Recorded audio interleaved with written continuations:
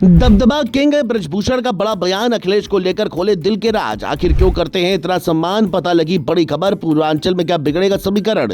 जिस नेता को माना जाता है कि पूर्वांचल का दबदबा किंग, उसी ने की अखिलेश यादव की खुलकर तारीफ। क्या बदलने वाले हैं समीकरण, बढ़ने लगी बीजेपी की टेंशन। ये सवाल इसलिए क्योंकि यूपी की सियासत में एक बार फिर ऐसा बयान सामने आया है जिसने सियासी गलियारों में नई चर्चा छेड़ दी है। क्योंकि गोंडा के कद्दावर नेता और पूर्व सांसद ब्रजभूषण शरण सिंह ने अखिलेश के लिए जो कहा है वो आपको भी हैरान कर सकता है।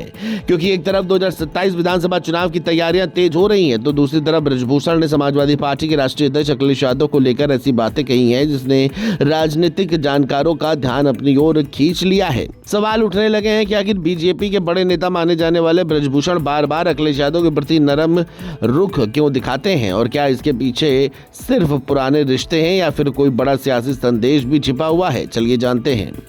दरअसल हाल ही में दिए गए एक इंटरव्यू में ब्रजभूषण ने साफ कहा कि उनके संबंध सिर्फ राजनीतिक नहीं बल्कि व्यक्तिगत भी रहे हैं। उन्होंने बताया कि जब अखिलेश यादव छोटे थे तभी से वह उन्हें जानते हैं और उनके मुताबिक मुलायम सिंह यादव से उनके बेहद अच्छे रिश्ते रहे और वही रिश्ता आज भी यादव परिवार के साथ बना हुआ है।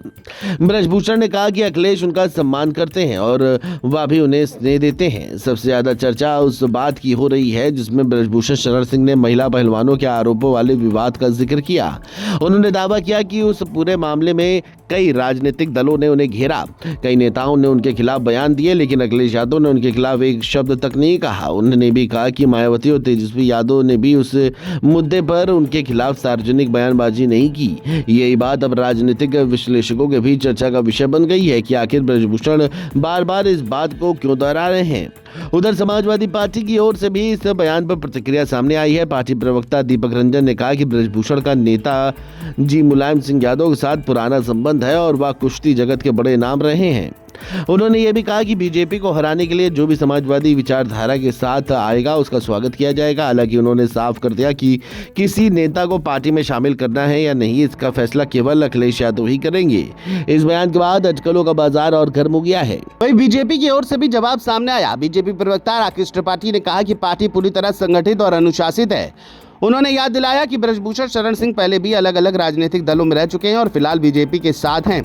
उन्होंने ये भी कहा कि उनके दोनों बेटे सक्रिय राजनीति में हैं, जिनमें एक विधायक और दूसरा सांसद है। बीजेपी का कहना है कि ब्रजभूषण अपनी राय खुलकर रखते हैं और किसी बयान पर दूसरी पार्टियां क्या प्रतिक्रिया देती हैं ये उनका विषय है। अगर राजनीतिक प्रभाव की बात करें तो ब्रजभूषण शरण सिंह सिर्फ एक नेता नहीं बल्कि पूर्वांचल और अवध क्षेत्र की राजनीति का बड़ा चेहरा माने जाते हैं। गोंडा, बलरामपुर, बहराइच, श्रावस्ती और आसपास के कई इलाकों में उनका प्रभाव माना जाता है। अब सवाल यही है कि क्या ये सिर्फ पुराने रिश्तों की चर्चा है या फिर चुनाव से पहले कोई बड़ा सियासी संकेत। क्या ब्रजभूषण सिर्फ सम्मान की राजनीति कर रहे हैं या फिर यूपी की सियासत में कोई नया समीकरण बनने की भूमिका तैयार हो रही है।